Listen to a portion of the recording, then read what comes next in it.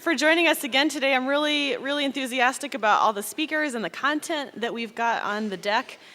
So in an effort to maintain timeliness, let's get started.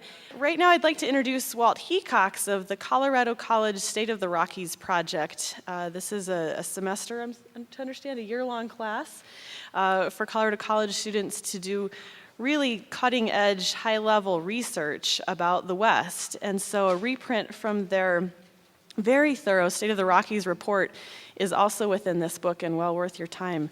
So now I'll give it to Walt to explain a bit more about the project. Great, thank you. Yesterday, Luther Probst talked about being a recovering lawyer, and the governor yesterday afternoon said if there are any economists in the room, they shouldn't admit it. I am an economist. I'm associated with the environmental science program at Colorado College. And for going on 5 years, we've run something called an annual State of the Rockies project, which includes summer research on a variety of topics pertinent, we think, to the 8-state region that we call our Rockies. We then have the students who are paid during the summer to do this research, have their articles peer-reviewed. We then convert those into more journalistic style to be sections of the report card. The next one will come out in April. In your conference program is a little section that we do every year called Rockies Baseline, Vital Signs for a Region in Transition. And ever since I started this with our president, Dick Celeste, who was former governor of Ohio, former ambassador to India, head of the Peace Corps, we decided that we owed something to our region and that our students could make a contribution. Solely undergraduate, we don't have any graduate programs other than a Master of Arts in Teaching. But when I started this, I began to think about the fact that I believe we really should think of ourselves as citizens of a region. We've heard a lot about Montanans or Idahoans and Coloradans, but the types of challenges and trends that we're hearing, such as from the governor, from almost everybody, transcends county boundaries, transcends certainly regions of a state, and transcends states. So we've set about trying to provide on an annual basis this report card. It's very rich, it's thick, it's got a lot of heavy research, which we think enlightens on a variety of topics. And I just want to encourage you during the breaks to chat with some of the students who are here. They're sitting right over here. Would you guys stand up for a second so you know? They're around.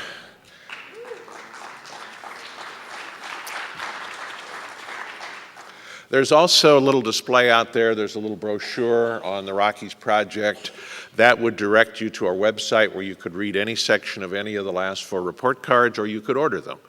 So we're delighted to be here. We're delighted to be able to contribute to the program. We hope you'll take that home and think about these vital signs for a region in transition. We've heard that these vital signs are saying we're growing extremely fast with lots of challenges. And that's what this conference is about. So thank you.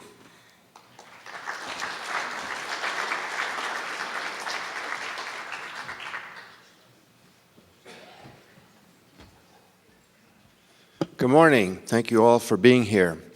Today's keynote speaker, this morning's keynote speaker, is an unusual person. He is the president of the American Farmland Trust. I say unusual because most people who head big nonprofits in Washington come from another organization like EPA or Audubon or what have you. Ralph came from the ranching world. He comes from a long history of dairy and beef ranching in Marin County. And I think he told me when he took over about 25 years ago, the American Farmland Trust, he was going to be there just for a couple of years. He's still there, and he's there because he's made so much progress. He's unusual because he really understands what it is to be in the field. He knows farming and ranching. He helped start MALT, the Marin Agricultural Land Trust, which is one of the best in the country. And we are very lucky to have Ralph as head of the American Farmland Trust. Ralph Grossi.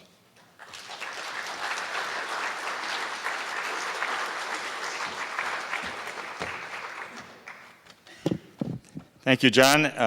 I was looking forward to coming out to the Rockies to some cooler weather. I think it was 7 or 8 degrees warmer here yesterday than it was in Washington, although when I got up yesterday morning, the weather report said the humidity at National Airport was 96%. So it is drier heat, I think.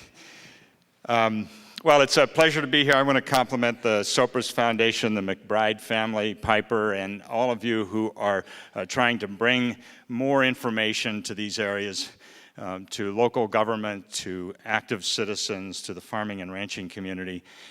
Today I want to talk a little bit, the program says I'm going to talk about AFT's Farm Bill proposals.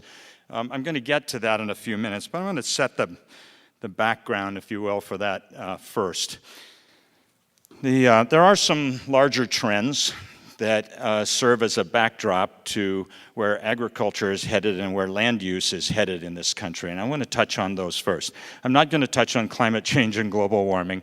There are plenty of others who are doing that, and I think we know most of those issues. But specifically when we begin to look at agriculture in this country, Franklin Roosevelt isn't president anymore. Henry Wallace isn't the Secretary of Agriculture anymore. Agriculture has changed a lot since our farm programs were put in place in 1933, and yet the programs haven't changed very much. And so the opportunity now is to restructure the way we support agriculture in this country.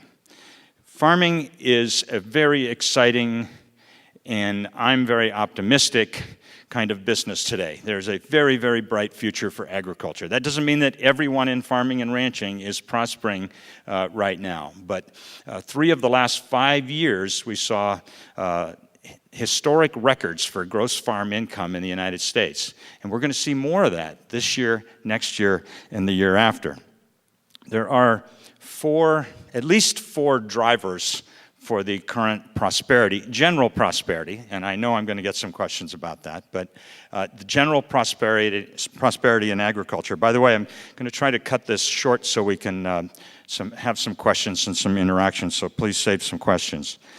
I think the one that's most obvious today is the biofuels, renewable energy boon, what that means, and the intricacies of that I don't want to get into today because clearly there are opinions about ethanol that run down both tracks. I should say, though, that if you're in Washington talking about farm policy or if you're going to Iowa to run for president, ethanol is the train that's left the station right now.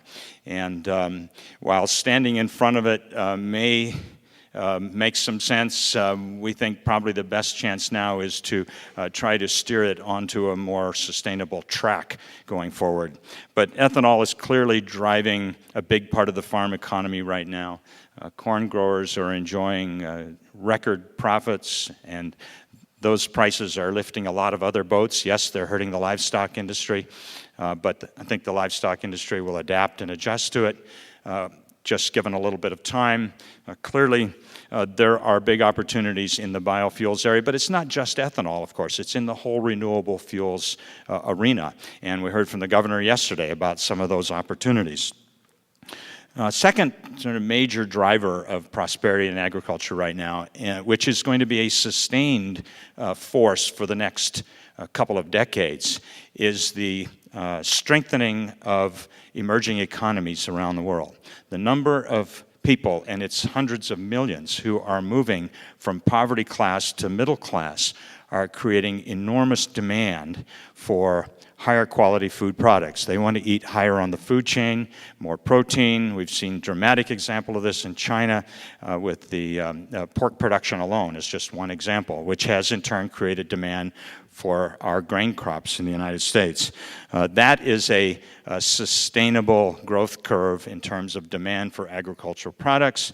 The question, I guess, is will U.S. farmers position themselves to take advantage of that increasing demand? That's at a kind of macro level, if you will, increasing general global demand. We're not just talking about people moving up the food chain. We're talking about a lot more people, right? We're going from 6 or 6.5 billion people to somewhere in the 9 billion range by the middle of this century. That's a lot more mouths to feed just in and of itself, but they're also going to demand a higher quality diet. And so there are great opportunities related to the developments, the increasing standard of living in developing nations.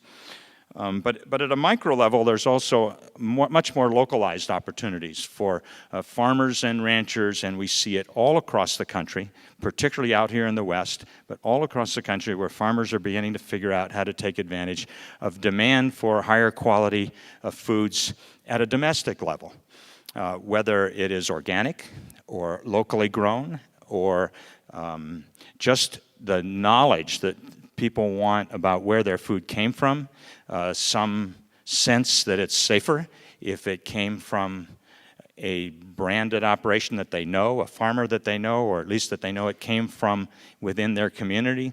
The recent health scares from China certainly will fuel that demand, and we see it in many ways. We see it in the rapid growth of the Whole Foods and the Wild Oats kind of food distribution system, but we see it in the CSAs and the farmers markets with nearly a tripling in farmers markets in the last decade.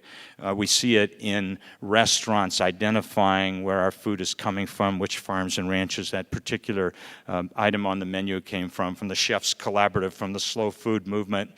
This is an emerging force in agriculture in this country, and it's one that farmers will be able to profit from because it should be the sector of agriculture where we can maintain some higher profit margins. I'm going to come back to that in a minute, but I do think that we're now also seeing some differentiation between things like organic versus local. And we can go back to the heralded passage of the Organic Standards Act in the 1990 to thank for that, I guess. Now that there are uniform national standards, we see big business coming into the organic business, and Walmart now organic foods. The problem is we don't really know where that food's coming from, and we don't know how well it's being monitored in the countries that it's coming from. We do know a little bit more about local food. We know which farmer because we see him at church on Sunday, or we see him at the softball game. We feel there's a little higher level of accountability if you actually know the places your food comes from, and that will be an opportunity for farmers. That goes directly to what I'm going to talk about in a few minutes, and that is federal farm policy, so I'll come back to it. I think there's one other force that's emerging, and yet we haven't yet quite seen how it's going to manifest itself for agriculture, but it's around the concept of ecosystem services. Farmers and ranchers produce more than food, fiber, and now fuel.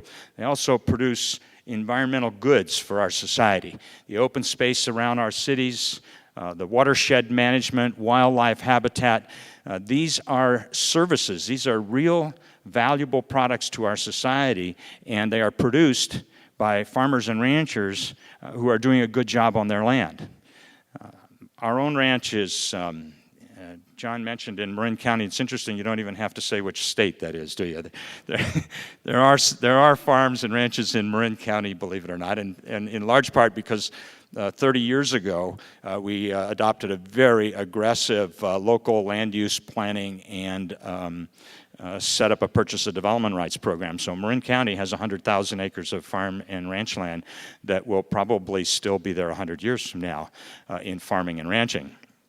But our particular ranch, just as an example of ecosystem services, if you can relate it to your own property, is 28 miles from the Golden Gate Bridge.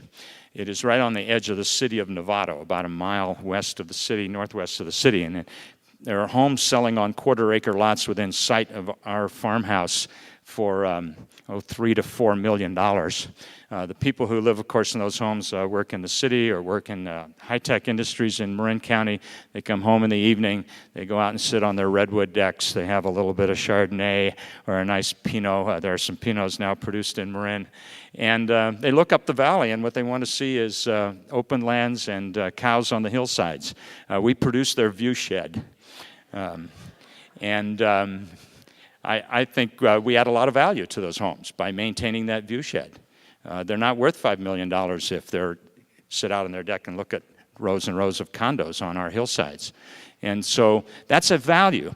In addition to that, our ranch happens to be the centerpiece of the watershed for the city of Novato. And so the way we manage our property has a direct impact on the quality of the water and the cost of the water for that city. So there are two items that we're producing, and of course there's a lot of wildlife on the property, and we now have mountain lions and coyotes and all kinds of things, and they get a steer once in a while, but more likely some deer. Those are all ecosystem services. They're all values to the community, to our society, that have some kind of tangible value for which we haven't yet developed very good markets. The emergence of the land trust community to purchase development rights from ranchers is, in fact, a first step in that direction, to develop a contract with the landowner to ensure that those values keep flowing to the nearby community in return for either some tax benefits or a cash payment. So markets are beginning to develop. We know that markets are now developing around carbon sequestration, around water quality credits. My point is that's an emerging opportunity for agriculture. Some regions of the country it's going to be much more dynamic than others, but it is not a small item. It is a major opportunity to generate new streams of revenue for farmers and ranchers in this country in the next decade. It does mean, though, that farmers will have to adapt and change. And that's why we need a farm policy that creates that opportunity and nurtures change and adaptation instead of gets stuck in the past. There's also something else going on, another sort of large trend in agriculture that we call bifurcation. You may see that term more often in the future, the bifurcation of agriculture. Agriculture is becoming two agricultures in this country.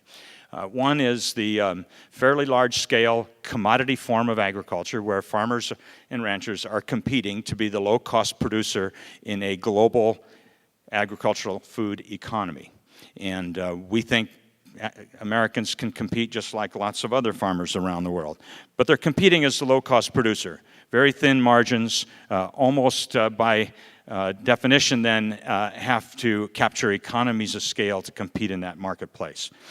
The second emerging and exciting part of agriculture is the part I referred to a few minutes ago, and that's the what we call the consumer-focused agriculture. Not necessarily local, but more often local than not. But it's consumer-focused. It's an opportunity to identify what are the consumer's needs, demands, and wants and fulfill them and capture some higher margins. Sometimes it's direct marketing to consumers. Sometimes it's through branding a certain product.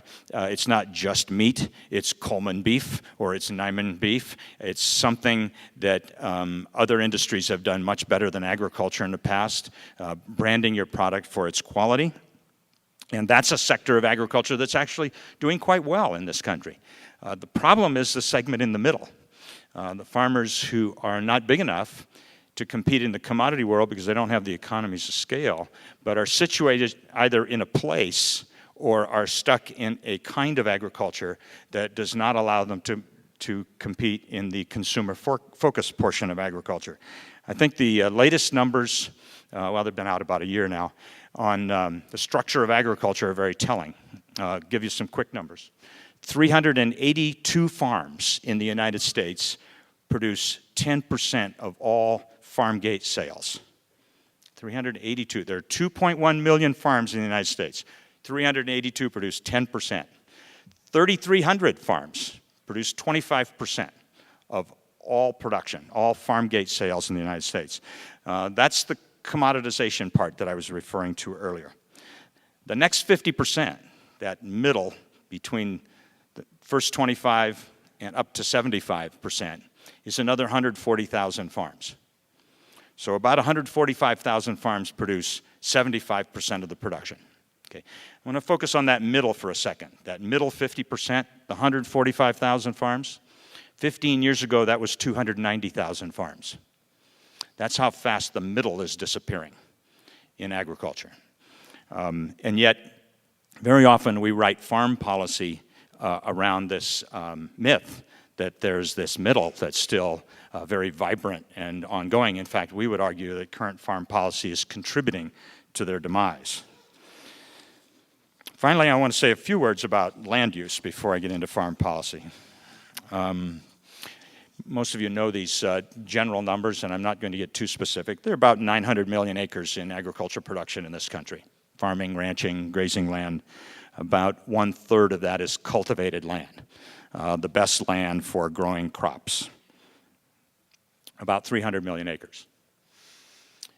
We have had for a long time a steady erosion of that base through urban sprawl, as you well know. In fact, there's a map out front that American Farmland Trust put together a few years ago in a study called Strategic Ranch Land at Risk in the Rockies. We still have some copies of that. In fact, I have 4 or 5 copies with me if you'd like one, but if you can't find it on our website, you can call us and we'd be glad to send you that report that we did a few years ago. I think it's still very relevant. The Rockies in particular are under pressure because there's so little private land in the first place, and those places where the ranchers settled and where those communities developed, of course, are the very high quality of life places that a lot of people want to live these days. 1.2 million acres a year. It's been a pretty steady number for nearly 25 years now that's converted to urban, suburban, commercial, and industrial sites. It doesn't seem like a lot when you're talking about 900 million acres or 300 million acres of cultivated land, but think ahead to the middle of this century, another 43 years. That means another 50 million acres of land will be converted to urban uses if these trends continue, and there's no reason to believe they're not unless we get our heads together and get it right about land use planning. That's 50 million acres. We're also converting back to environmental purposes, about 250,000 to 500,000 acres a year. But on the conservative side, let's say 250,000 acres, mostly to wetlands restoration. Now, we cheer wetlands restoration because much of this land should not have been converted to agriculture production in the first place. And so there's been a major effort, and there will be in this farm bill as well, to provide money to restore wetlands. But over the next 43 years, that might be another 10 to 15 million acres that go out of agriculture. The big new 600-pound gorilla on the block, of course, is industrial uses, ethanol. A couple of weeks ago, the Senate passed new renewable fuel standards, 35 billion gallons of ethanol. Do you know how many acres of land it takes to produce 35 billion acres of ethanol, of gallons of ethanol? It takes about 18 million acres of land to produce that much ethanol. Excuse me, I got to double it the other way. 70 million acres. Last year we only planted 78 million acres of corn. Oh, I say only, it's the biggest crop in the country. But to get to 35 million and not have technological breakthroughs such as cellulosic ethanol, we have to essentially dedicate almost all the current corn in the United States to ethanol. And some people, Senator Harkin and others, are talking about 60 billion gallons. You can't get there without major technological breakthroughs. But the fact is it's going to take a big chunk of land out of the food and fiber business and put it into renewable fuels and other uses. That will have an impact. It can't not have an impact. And it will certainly be in the 30, 40, 50 million acre range. So now we're talking about 100 million acres of land in the next 30 or 40 years that are going to move out of the production of food and fiber in this country. We've been great at making up those losses with technology and productivity. Go back to what I said earlier about 9 billion people and higher standards of living and eating higher in the food chain and then doing it with less land. And by the way, most of the time, we're taking the best land first, the most productive land, because, of course, our ancestors were pretty smart people. They settled where the good land is, so the towns are growing where the good land is. And that requires water, and I haven't even gotten into the issue of the water issue in the West and how that's going to impact production. What's the bottom line for that? I don't know the answer, but I do know that one of the answers is we have to do a better job of planning for agriculture. We have too many places in this country yet where we don't plan for agriculture. We plan for everything else. We plan for highways and museums and parks and libraries, and we have these wonderful comprehensive plans, and usually in that county-wide plan or that municipal plan, there'll be a big open area and they'll call it a something. A3 or A5. And what they really mean is we're going to call that agriculture until we can find a better use for it sometime in the future. It's not about a commitment to agriculture itself. And with that attitude, you run into, of course, a lot of problems. It's not just about land. If you're planning, if you want agriculture to be part of your future, part of the socioeconomic structure of your community, and that's really what it comes down to. Do you want it? It's not about feeding China. It's about, do you want agriculture and that farmland and ranch land to be part of the socioeconomic structure, the future of your community? Then you have to plan for it. Yes, you have to make sure there's land available. But you also have to plan for the other things, the processing plant, the other facilities, the infrastructure. Those are all important pieces of that. We've seen too many cases where communities have done a decent job of planning by setting aside land for agriculture, and then the first time someone wants to put in a processing plant, the whole community comes out against it. We have to head that off by planning for that in advance. There's one other issue that I'll just ask the question today. I can't answer it, but I think there's a very big looming question about who will own the land in the future. Today, about half the land in the country is not owned by the farmer operator. It's owned by somebody else. And that will be an increasing trend, we believe, simply because it's a lot of capital to tie up in land when the capital really should be used for improving the operations. That's a looming question that I think deserves a lot more attention than it's getting right now. Let me turn to the Farm Bill. About 3 years ago, American Farmland Trust, having worked on every farm bill since 1981, focused entirely on the conservation title, looked around and said, we think it could be different this time. First of all, conservation has to not be an afterthought, but rather an integral part of a broader farm policy in this country. Secondly, we were getting tired of getting conservation programs authorized and then not funded by the appropriations committees, and saw that, given the changes in the budget situation nationally, as another huge problem. And so our board decided, after 2 special meetings to consider the move, to get involved in a comprehensive review of federal farm policy. And so we set out to do that and have dedicated a large share of the organization's resources over the last 3.5 years to trying to provide some critical thinking about what future farm policy should look like. The real question that we asked ourselves through this whole process is, what is the appropriate role of the federal government vis-a-vis agriculture in this country? When it comes to land use, it's probably pretty minimal.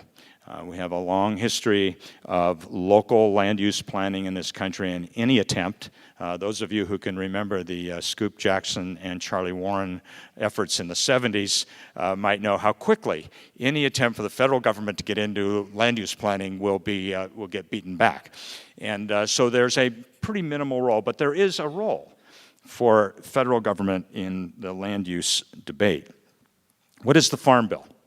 The Farm Bill 2002 authorized $90 billion a year of spending. Most people don't realize that. At that time, it was 4% of the federal budget was authorized by the Farm Bill, though very few people pay attention to that. At that time, 50% of that, roughly 50%, was for the nutrition programs that are part of the Farm Bill, food stamps, women, infants, and children programs, and about 20% went to commodity subsidies, and the rest goes to a lot of other areas: research, rural development, conservation, etc. But it's a big bill. It's a lot of money. It'll be a little less this time, but it'll still be something in the $80 to $90 billion annual authorization range. So pay attention, because it's a bill that affects every American. We felt that there were about 4 things that were going to affect the Farm Bill this time. One is the global trade environment, the move toward globalization. Of course, since then, the Doha negotiations have been pretty much derailed, but the longer-term trend toward global trade is clearly still marching on. The second would be the budget pressure. When we wrote the 2002 Farm Bill, it was the 3rd year of budget surpluses. The first time we'd had budget surplus. In fact, if you might remember, this was end of the Clinton, beginning of the Bush administration, people were talking about paying down the national debt. And we even quit selling 30-year treasuries for a while. That turned around pretty quickly, didn't it? We quickly went from $200 and $300 billion annual surpluses to $300 and $400 billion annual deficits. And those deficits are probably driving now or influencing the policy debate as much as any single factor. But there are other things. We went out and talked to farmers. We held workshops all around the country, had about 400 farmers participate in day-long facilitated workshops and asked them what they want from farm policy. And it was a very eye-opening experience. They identified a lot of needs that weren't being met by current policy. Helping address disease problems, new research to keep them competitive in a global environment, helping meet the increasing expectations of our society vis-a-vis the environment and conservation. These are all costly items that are hard to add to your product as it leaves the gate. So there is an appropriate role for federal, state, and local government to help farmers meet those needs because they in return, deliver public goods to our society. We heard all these things and came back, and in May of 2006, AFT produced a document called Agenda 2007, and it's off that document that we've been working ever since. Agenda 2007 had four major components to it. And I want to walk you through them very quickly. One was we heard from farmers that while farm subsidies have been an important part for program crops, for the crops that get subsidies, it's been an important part of their income base. What they really needed was a good safety net. They needed assurance that when things really went bad, that there's a safety net there to catch them. When there's a major weather event or when supply and demand get out of sync, when the Brazilians come in with a big soybean crop, or when the Australians come in with a big wheat crop and the price goes through the floor, that there's some protection there for them. So we worked hard at that, working with a number of university-based economists, and came up with a proposal that is what we call revenue protection. Essentially is an insurance policy that farmers would get that protect their revenue, not their price. The current farm programs, as some of you may know, are price-based. So they set a price, and if the price drops, market price drops below that price, then the farmer gets a subsidy. The problem is that if you don't have a crop, it doesn't make any difference. If you get another 50 cents a bushel and you just had a drought, you're not protected because the fluctuation of yield has killed you. And that's why we often see the farm community coming back to Congress asking for disaster assistance, because the current safety net has this huge hole in it when yields drop for one reason or another. So a better safety net. And revenue insurance is a way to do that. I won't get into the details unless someone wants to ask me some questions later, but the basic concept is there are two kinds of risk that farmers face. One is systemic risk. That's the kind of risk I've just been talking about, where you have wide-scale losses, drought, international supply-demand situation. Their revenue drops through the floor. Appropriate role for government to insure that risk, because private insurance companies can't. Because the problem is, of course, that everybody loses at the same time. It's kind of like fire insurance. In your neighborhood, the insurance company, Allstate or Cal Farm, or whoever you have, can insure your home for fire insurance because the odds are only one house in the neighborhood will burn down if there's a fire. The problem with agriculture, when we have something go bad, the whole neighborhood burns down. Everybody has a loss at the same time. Because of that, the insurance companies have demanded these very high subsidies to provide crop insurance. And so the crop insurance program now costs $5 billion a year to the taxpayer to subsidize crop insurance companies so they'll provide this insurance. Take that off the table, that systemic risk. Let the government provide that insurance policy. Then the individual risk that each individual farmer faces, hailstorm, whatever happens on your farm, can be covered by private crop insurance. So the idea is a safety net that integrates a government insurance package and a private insurance package and make sure that they work together so you get maximum efficiencies out of it, lowest cost for the taxpayer. You will see this actually in the debate. I don't know how closely you watched the debate. I'll get into that in a second. But there will be a bill introduced in the Senate on Monday that is exactly what I've just described, and there may be one in the House as well by the end of the week. The second major area that we felt was important to address was this whole idea of ecosystem services. Is there a federal role in moving us down that path toward rewarding farmers for good stewardship of the land? The argument is, and I think it's a solid argument, is that what we do on our land benefits all of society.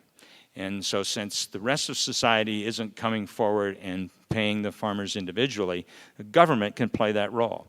And to some extent, we've been doing that for 70 years in agriculture through soil conservation programs, and more recently, wetlands programs, and now farm and ranch land protection program. But that's on a farm-by-farm basis. We think it's time to start thinking about a broad-based green payments program where we can reward farmers, actually provide them an incentive to produce environmental goods, to deliver those goods, those public goods to society. It's very important the way it's designed because if you go down one path, it could be just another entitlement program that has all the problems of the current crop subsidy programs. If you go down another path, it can be a competitive environment, just like a marketplace, where farmers are competing with each other to see who can do more on their land and get compensation in return for it. Now, that idea was embodied in the Conservation Security Program in the 2002 Farm Bill. Unfortunately, the budget situation has preempted that program from reaching its goals. And in fact, we expect that that program will get folded into the Environmental Quality Incentives Program in this Farm Bill. And so we need a new kind of green payments or stewardship program. Problem is money this time. So just getting something on the books to get it started in anticipation of future work on that is a goal in this Farm Bill. The third major area that we focused on, of course, was conservation. There's been a nice growth trend, if you will, in conservation programs at the federal level over the last 25 years. In 1984, the total cost share, the total amount of money that was paid to farmers for conservation purposes in 1984 was $184 million. Last year it was $2.85 billion. Much of that is the Conservation Reserve Program, but others, environmental quality incentives, wildlife habitat incentives, farm and ranch land protection, have all come into being since 1985, and we're headed in the right direction. We believe that we'll see, even in spite of the budget situation this year, we're going to see increases in conservation spending because the public is demanding it and the leadership is demanding it. And so we would expect some significant increase, maybe as much as 15 to 20% increase in funding for conservation in this Farm Bill at a time when the commodity programs are going to be cut in half. The costs of the commodity programs are going to drop from $16 or $17 billion a year to about $7 or $8 billion. And that's just a factor of many things, but actually it's driven by ethanol because the higher corn prices mean there's probably less need for counter-cyclical payments. So that's a positive thing that is developing on conservation. There's a lot of work to be done. The House is marking up this week, and I'll talk about that in a minute. The other area that is getting a lot of attention had actually had its roots in the Specialty Crops Competitiveness Act of 2004, the specialty crops community, which is essentially now defined as everybody but the program crops and livestock, including landscape, nurseries, et cetera, are the Specialty Crop Alliance. And they were able to convince Congress 3 years ago that they had needs too and they needed to be addressed. And so they got a block grants program authorized, about $50 million a year. Unfortunately, it's only been funded at a level of about $7 million a year. Keep in mind that specialty crops in this country, that the farm gate value of specialty crops in this country is equal to the farm gate value of all the subsidized program crops. They're about equal value. Specialty crops get about $7 million. The program crops have been getting about $15 billion. So, clearly we're not treating all of agriculture equally in this process. To their credit, the specialty crops community says we don't want subsidies. We don't want direct payments. We don't want counter-cyclical payments, but there are some things we want. We want better research. We want quicker action when diseases break out. We want some trade promotion authority, some of those things like that, quick response kinds of activities. We want to see more fruits and vegetables in our schools and our institutional programs, because of course that would drive demand in their sector. So some of those are happening. We think there will be a significant step forward in this area, in those areas I just talked about in this Farm Bill. Congresswoman DeLauro from Connecticut is the chairman of the Appropriations Subcommittee in the House, and she introduced a bill that we helped her with that calls for a very expansive block grants program. The idea is that there are a number of needs that are unique issues in each state, and that we ought to find a way to get some funds down to the state level so that they can direct them. The Secretary of Agriculture, whoever the appropriate person is in that state, can direct them to the unique needs of that state. The issue of diseases on blueberry plants in Maine don't rise to the level of the U.S. Secretary of Agriculture. They're pretty darn important in Maine. So the idea is, how do we get some resources to the state level and help them address those unique needs, and to promote better consumer education about food and agriculture, farmers markets, lots of other direct marketing activities that are much more viable and better managed at the state level than by the feds. And so there will be an increase in funding, and it's not clear yet whether it'll be in the form of block grants to the states, which Congress vehemently resists for obvious reasons. You're giving somebody else the money to hand out. It means you lose some power and some earmarks that you could be making yourself. So there's resistance to block grants, but there will be a significant increase in these kinds of programs. Farmers Market Promotion Program. I would expect a tenfold increase, if not more, in that program in this Farm Bill. A very substantial increase in the fruit and vegetable snack program in our schools. Right now in the 2002 Farm Bill, it was limited to just a few schools in a few states. It's going to be expanded to all 50 states and to many more schools, probably as many as 100 schools in each of 50 states this go-round. That has been a very successful program in the pilot states where it's been operating, encouraging children to eat more fruits and vegetables. So there are programs like that, agriculture viability programs where there are ways in which to work with farmers in transition, programs to help young farmers get into agriculture, programs to help the socially disadvantaged farmers. There's been, as you may know, a long-term bias in the federal programs against certain minority groups.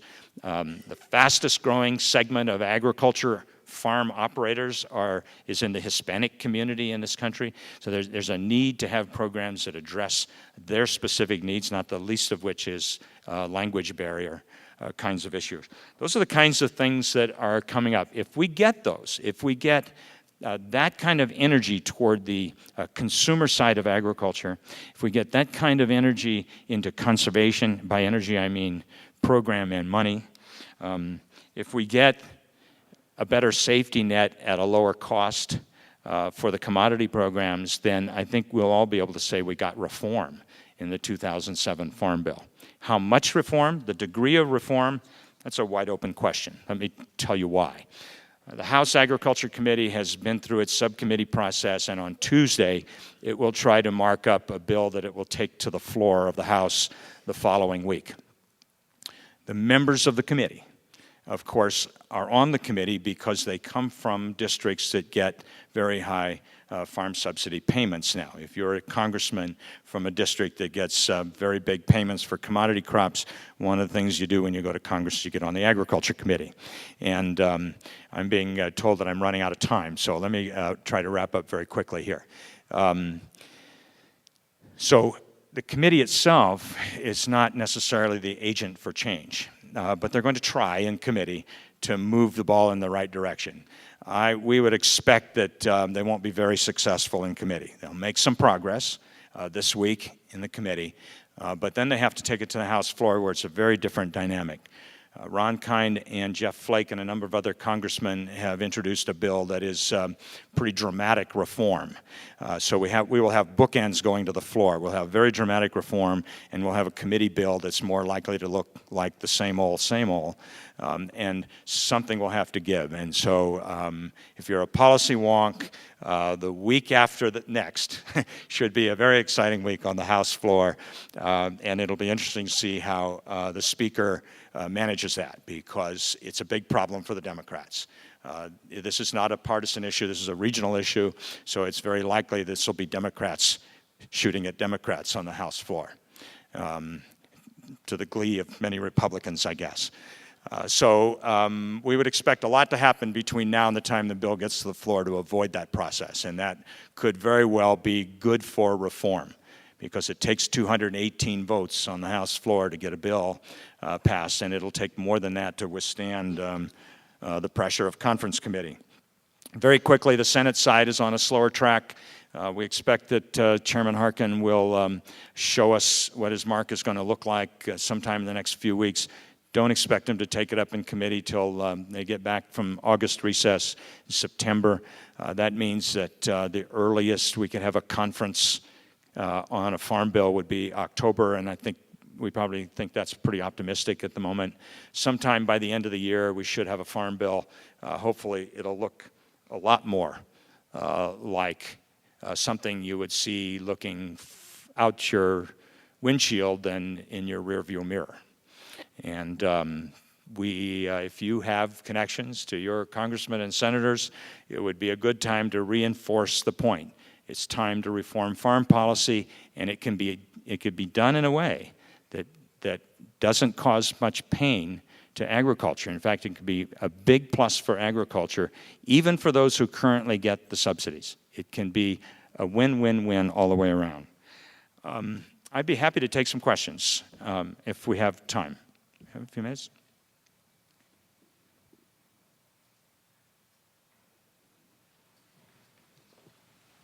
Well, I have a question. Yes. My name is Max Milton. I live in Helena, and it was kind of loud. I'm a partner in a family livestock operation north of Billings. My question is about the planning comments you made and land use within urban. In Helena, we have the county, the city's growing out into the valley, which is not really, I wouldn't call it high value ag land, but there's a lot of open space, a lot of hay, and quite a bit of grazing, even though people don't realize it. I worked on a land use planning committee almost 10 years ago where the feedback from the community was, number one, protect agricultural land in the valley. And 10 years later, and we've talked about transfer development rights a little bit, and we've talked about zoning. My question is, even though the community's sentiment is to protect open space, the community really hasn't done anything to seriously investigate how to make it happen. And to me, that's become the biggest obstacle. It's not having a working group come up with the transfer development rights process. It's like actually getting the community to say, planners figure it out. So have you seen people overcome that kind of lack of resolve on that issue?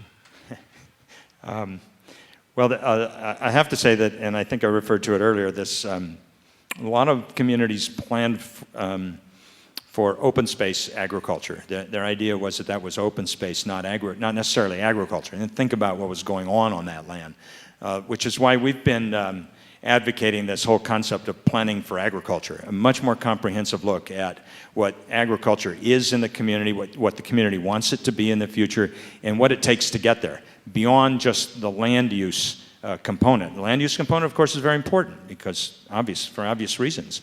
But so are the other components. What are the other needs of agriculture? Water, infrastructure, processing plants, marketing facilities, that sort of thing. What can a local community do to encourage local buying? And those are all should be part of a comprehensive package. Right now, they tend to be ad hoc initiatives that in some communities add up nicely, and in others aren't very well coordinated. And so we, in fact, have even started an arm of the organization, a consulting arm that's doing this for communities on a fee basis. And we've been doing a number of these just to build that template that you need to ask the right questions. So I think that's one answer to that problem, is force them to think about agriculture as agriculture, not just open space, right from the beginning. Over here. During yesterday's Ag panel, the question of the research priorities of state universities came up. I was wondering if you could speak a little bit to what the Farm Bill does to affect those, and what are the prospects for realigning them in the current one? There have been some major initiatives in the research community. The National Institutes of Agriculture Initiative and the Create 21 Initiative, two separate initiatives that are kind of merging now around the Farm Bill to reform the system, to take agriculture research, food and agriculture research to a higher level of priority. I think we're going to be disappointed in what comes out in the Farm Bill on research. There doesn't seem to be a lot of political momentum around putting the resources that are necessary into research. So we'll see some reorganization and some recharacterization of things going on at the federal and state research, through the federal and state research system. But I was in a meeting Thursday morning where the leadership was laying out its priorities, and it listed 5 items that they were looking for more money for, and research wasn't in the list. So I'm not very optimistic, even though there's been a lot of good work done around the idea of, the difference between formula grants and competitive grants, and how the Department of Agriculture is organized, and everybody looks at envy at the National Institutes of Health as a model. Why shouldn't we have something like that for agriculture? We'll see a lot of rhetoric. We might even see some structural change, but probably not very much new money. Can I go over here? Yeah, I was interested in your comments or observations about ethanol and the corn, and I've heard a lot about how ethanol is going to take, corn ethanol is going to take food and fiber out of the system, and then I look at what we actually use corn for in this country.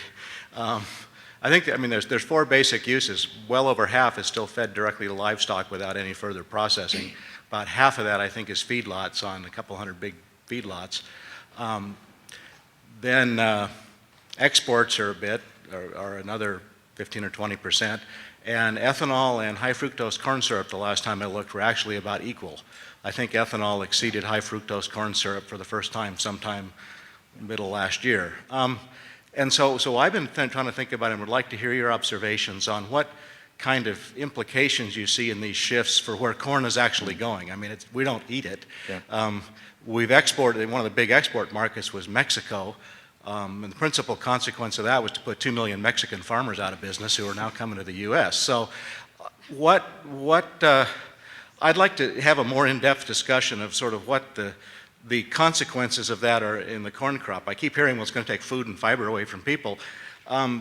Getting rid of high fructose corn syrup might be the best thing we could possibly do for ourselves. Okay, so I don't know in the end which use will be better able to compete for corn, because in the end that's what it'll come down to, right? Ethanol will be driven by a level of subsidies that are backed by a certain political momentum around reducing our reliance on the Middle East. And so I think we can bet that the politics in favor of ethanol are going to stay in place for a while. Whether we think it's a good idea at this point or not, that's a pretty big force. Whether high fructose corn syrup can compete with livestock, can compete with foreign buyers, remains to kind of shake out in the process. That has something to do with what we do with the sugar program, as you know, because our sugar program in this country over the last couple decades have actually induced the creation of the high fructose corn syrup market by holding sweetener prices artificially high. It made it possible, economically feasible, to to develop high fructose corn syrup. So there are a lot of interacting factors here. I mentioned just briefly when I was commenting that I thought livestock would adapt to higher prices, because we are in for higher corn prices for the foreseeable future. Cattle industry is better positioned to adapt than the monogastrics. poultry and pork industry because we can feed cows grass. And we can feed steers grass, and maybe that's something that will be a positive out of all of this, that we'll actually go back to relying on pasture more to raise those steers up to near finishing, maybe even grass finished, but at least taking them to higher weights. So instead of dumping that steer into the feedlot at 550 or 600 pounds and pouring corn to them, we'll go back to a system of stockers where we put them out on pasture for a while, let them grow, and put some weight on grass. The good news for ranchers, at least you can slice this different ways, of course, is that high corn prices make grass worth more. It does lift all boats. That grass now is worth a lot more because of the cost of putting a pound of beef on. So that's a positive. So, you know, it takes a macro model to figure all of this out, I think, but I think there are generally more positives than negatives for the rest of the industry. If everybody has the same higher costs in the poultry industry, then they're going to pass those costs through to the consumer. In the cattle business, one of the negatives is that the feedlots immediately pass the cost back down to the cow-calf man by giving them 10 cents a pound less to make up for the difference in higher feed costs. So those are all factors that are adjusting at the moment. And the question is, who's going to get hurt and who will benefit through that adjustment period? But it's pretty clear that we will have less corn for export in the future. That might change the way the Chinese grow their pork industry, but it might help the Mexican corn farmers who will not be as challenged by our imports flowing into Mexico. You know, those are all just what-if kinds of things.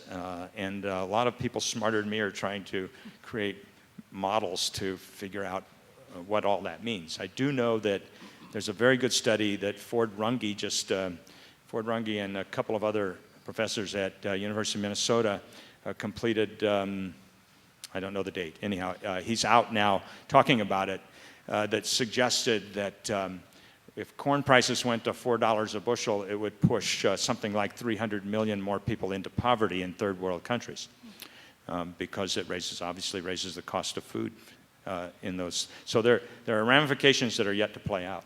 That's a long-winded answer. I'm sorry. Let's go over here. I think that my question is a different aspect probably of the same subject, but I'm wondering about the 25 by 25 initiative and how the American Farmland Trust or how the Farm Bill maybe is going to be addressing that. Or Okay. Our organization has been a supporter of that initiative. Generally, there's broad support across agriculture and the political community for the 25 by 25 concept, with a caveat that we hope that the technology will come along fast enough, particularly the cellulosic technology, and other renewable fuels, wind in particular, will develop so that this isn't all about ethanol and corn. The Farm Bill, there was a lot of talk early on about a big energy title in the Farm Bill. You know, there is an energy title in the Farm Bill. We just don't see it being a big title. First of all, there's jurisdiction in the Energy Committee that comes into play here on these issues, energy issues, of course. And secondly, there isn't a lot that the federal government should be doing right now. There's plenty of capital flowing into the biofuels area, private capital. Probably the area where money will be focused is in research and on-farm energy development. So methane digesters and smaller farm-scale projects. Probably there'll be some new programs, grant money, cost share, loan programs that will assist farmers in doing that, and then a chunk of money for new cellulosic research and demonstration projects. And we would expect that's where the focus will be in the Farm Bill on the energy title, in spite of the rhetoric you hear about a big energy title in the Farm Bill. Yes? I was just curious if the Montana congressional delegation is looking through the windshield or the rearview mirror.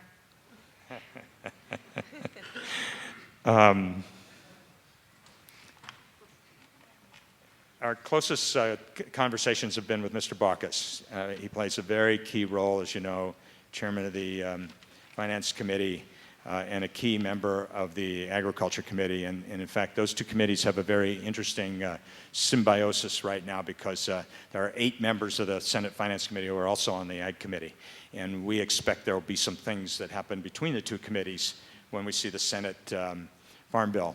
Mr. Baucus is very open-minded about these things.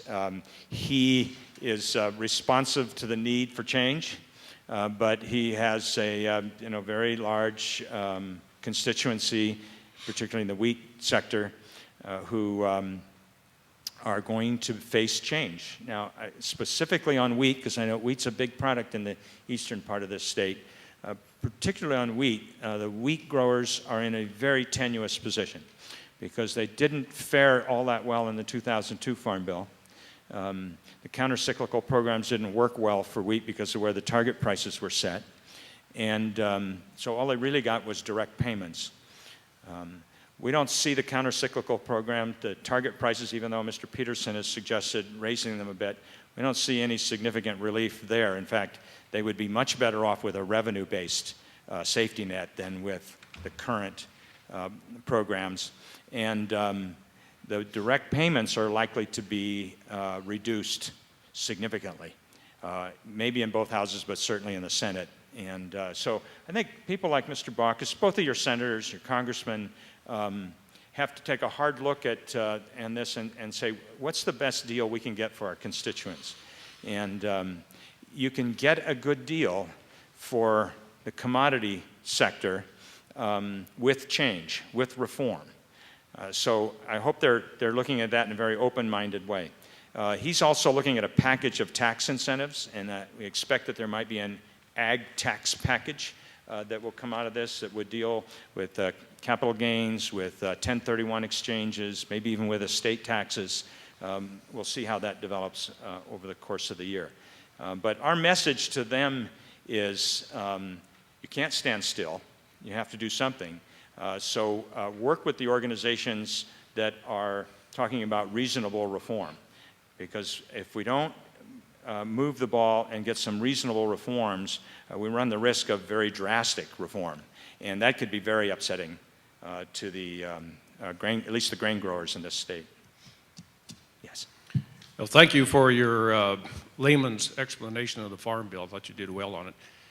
I do have a question, and probably a short answer, could either be a yes or no, is since the wildlife and the water belongs to the public, and we're using public dollars to enhance both, is there any trend or vibes nationwide by the general public to use the public trust doctrine to access these resources on private land? No. Good, thank you. I don't see that happening. I just don't. The respect for private property in this country and that delicate balance, I think for the time being at least, the private landowner has the upper hand in that discussion. I do have one question. Of the 900 million acres, does that include the acreage that's out of production that's currently in CRP now? Yes, it does. Okay. Yeah.